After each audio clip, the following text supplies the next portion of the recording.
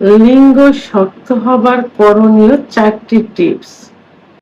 যৌন অক্ষমতার রোগীদের অনেকের চাওয়া থাকে যে তাদের লিঙ্গ শক্ত হয়ে নিস্তেজ হয়ে গেছে, সেটা শক্ত করতে হবে। তা এই শক্তটা যে হয় না, কেন হয় না এ বিষয়ে কারোর ধারণা নেই। সবারই ধারণা যে নরম হয়ে গেছে, শক্ত করতে হবে। মূলত লিঙ্গের ভিতরে কি থাকে? কোনো হাড় বা বোন থাকে না, থাকে শুধু রক্তনালী এবং মাংস, যে রক্তনালীর ভিতর দিয়ে রক্ত চলাচল করে, যার কারণে লিঙ্গ বড় হয়, মোটা হয়। এটাই কিন্তু মেন। তাহলে লিঙ্গ বড়, মোটা, শক্ত করতে হলে ব্লাড সার্কুলেশনটা সঠিকভাবে করতে হবে। আর এই ব্লাড সার্কুলেশনটা কিভাবে করতে হবে?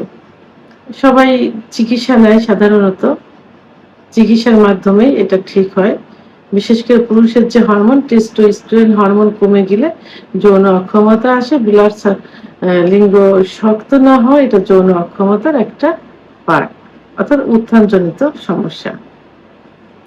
তো অনেকে প্রাথমিক অবস্থায় দেখা যায় যে একটা কমপ্লেইন থাকে তাদের যে আমাদের ইচ্ছা হয়, পার্টনারের কাছে গেলে ইচ্ছা হয়, কিন্তু লিঙ্গ দাঁড়ায় না। তো এর জন্য তারা বিভিন্ন ডাক্তার দেখায়, পরীক্ষা নিরীক্ষার মাধ্যমে চিকিৎসা নেয়। অনেক সময় চিকিৎসাতে কাজ হয় না, আবার অনেকে কিছু থেরাপি নিয়ে থাকে, অনেকে সার্জারিও করতে চায়, যে ছোট হয়ে গেছে বড় করতে হবে, চিকন হয়ে গেছে মোটা করতে হবে, সার্জারি করতে চায়। তো এখন বিভিন্ন ধরনের সার্জারি বের হয়েছে, থেরাপি বের হয়েছে। তো অনেক সময় দেখা যায় যে সার্জারিটা অনেক ব্যয়বহুল হয়ে থাকে, আবার এটাতে সাকসেসও হয় না। ওষুধ খেয়েও অনেকে সাকসেস হয় না, আবার অনেকে ওষুধ খেতে চায় না। তারা তখন কি বলে যে এমন কোনো টিপস আছে, এমন কোনো ব্যবস্থা আছে যে ওষুধ ছাড়া এটা ঠিক করা যায়। তো আজকে আমি এই বিষয়ে ওষুধ ছাড়াই লিঙ্গ উত্থান হওয়ার বিষয়ে কিছু আলোচনা করব, অর্থাৎ কিছু টিপস বলবো। এই টিপসের প্রথম যেটা বলবো, সেটা আমি প্রথমেই বলবো যে এখন এই চ্যানেল সার্চ দিলে দেখা যাবে যে কেগেল এক্সারসাইজ, অর্থাৎ কেগেল এক্সারসাইজ লিখে সার্চ দিলে চলে আসবে। এখানে কিছু ব্যায়াম আছে, এই ব্যায়ামগুলো ইউটিউব চ্যানেলে থেকে সুন্দর করে আপনারা দেখবেন, দেখে বুঝে। খুবই সহজ কিন্তু এই ব্যায়ামগুলো, 3-4টা ব্যায়াম থাকে, খুবই সহজ। এইগুলো যদি নিয়মিত একটু করতে থাকেন, তাহলে কিন্তু লিঙ্গের ভিতরে ব্লাড সার্কুলেশনটা শুরু হয়ে যাবে। তো অনেকে আবার বলে যে ব্লাড সার্কুলেশনটা কিভাবে হয়, কি অনেকে বুঝতে পারে না। আসলে যখন যৌন উত্তেজনা আসে, যৌন উত্তেজনা সাধারণত ব্রেনের থেকে আসে, নার্ভের থেকে আসে। যৌন উত্তেজনা আসলে তখন সারা শরীরে রক্ত চলাচল করে, বিশেষ করে হাড়ের থেকে লিঙ্গের ভিতর রক্ত চলাচল বেশি করে। তখন লিঙ্গ লোহার মতো শক্ত হয়ে যায় বা শক্ত হয়। এই রক্ত চলাচল যদি না করে বা কমে যায়, অর্থাৎ ব্লাড সার্কুলেশন যদি কমে যায়, তাহলে লিঙ্গ আস্তে আস্তে নিস্তেজ হয়ে যায়, চিকন হয়ে যায়। লিঙ্গের ভিতর শিরাগুলো প্রসারিত না হয় না, যার কারণে কি হয়, লিঙ্গ ছোট হয়ে যায়, নিস্তেজ হয়ে যায় এবং নরম হয়ে যায়। তাই কেগেল এক্সারসাইজ করলে লিঙ্গের ভিতর যে রক্তনালীগুলো সংকুচিত হয়ে গেছে সেগুলো প্রসারিত হয়, ফলে ব্লাড সার্কুলেশন বৃদ্ধি পায়, লিঙ্গ শক্ত হয়, অর্থাৎ আগের অবস্থায় ফিরে আসে।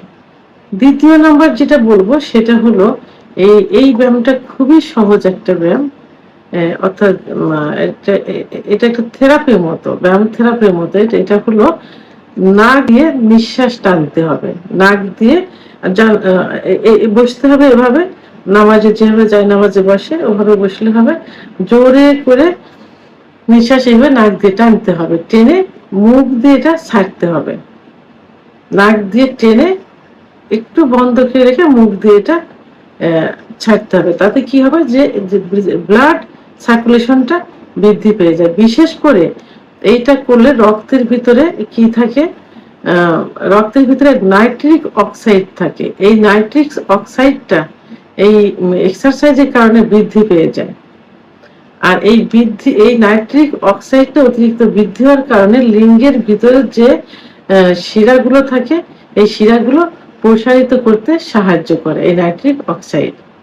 তাহলে এই এক্সারসাইজটা দিনে রাত্রে অর্থাৎ যখনই বসতে পারেন, আর যারা অন্য ধর্মের আছে নামাজ পড়বেন না, তারা দিনে 3-4 বার এইভাবে এক্সারসাইজটা করতে পারেন। একবারে 10-15 বারও করতে পারেন। নাক দিয়ে টানতে হবে, মুখ দিয়ে ছাড়তে হবে। এটা খুব সহজ একটা থেরাপি। অর্থাৎ 3 নম্বর যেটা, সেটা আমি বলবো যে আরেকটা এক্সারসাইজ, এটা খুব সহজ। এটা হলো যে উঠতে হবে, বসতে হবে, উঠতে হবে, বসতে হবে। এতে কি হবে, নির্মাঙ্গের নিচের দিকে ব্লাড সার্কুলেশনটা বৃদ্ধি পেয়ে যাবে। বিশেষ করে লিঙ্গের ভিতর ব্লাড সার্কুলেশনটা বৃদ্ধি পেয়ে যাবে। তো এই যে আমি এত ব্যায়ামের কথা বলছি, এগুলোর মূলত লিঙ্গ শক্ত করতে হলে কি করতে, ব্লাড সার্কুলেশন বাড়াতে হবে, লিঙ্গের ভিতরে সার্কুলেশনটা বৃদ্ধি করতে হবে। কারণ লিঙ্গের ভিতরে যে শিরাগুলো থাকে, এই শিরাগুলো বিভিন্ন কারণে সংকুচিত হয়ে যায়। অতিরিক্ত হস্তমৈথুনের কারণে এবং প্রেসার ক্রিয়েট দিয়ে হস্তমৈথুন করার কারণে শিরাগুলো সংকুচিত হয়ে যায়।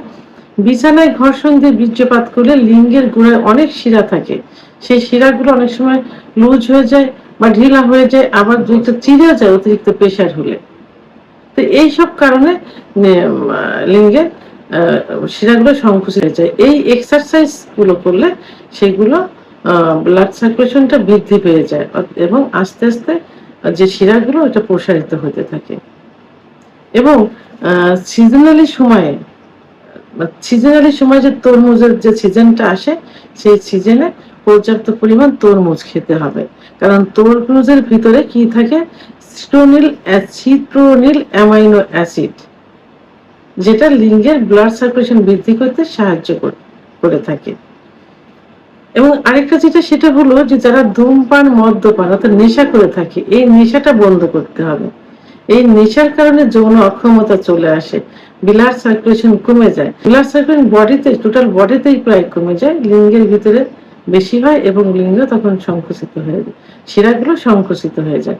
ফলে লিঙ্গ নরম হয়ে যায়, চিকন হয়ে যায় এবং আগা মোটা গোড়া চিকন, শিরাগুলো ঘষে থাকে ইত্যাদি হয়ে যায়। তো এই জন্য ধূমপান, মদ্যপান, নেশা একবারে তো বন্ধ করা যাবে না, ধীরে ধীরে এটা বন্ধ করতে হবে। তবে যদি এটা যদি নিজেরা কন্ট্রোল করতে না পারেন, বন্ধ করতে না পারেন, তাহলে একজন অভিজ্ঞ সম্পন্ন রেজিস্ট্রারকৃত হোমিওপ্যাথি ডাক্তারের শরণাপন্ন হতে পারেন।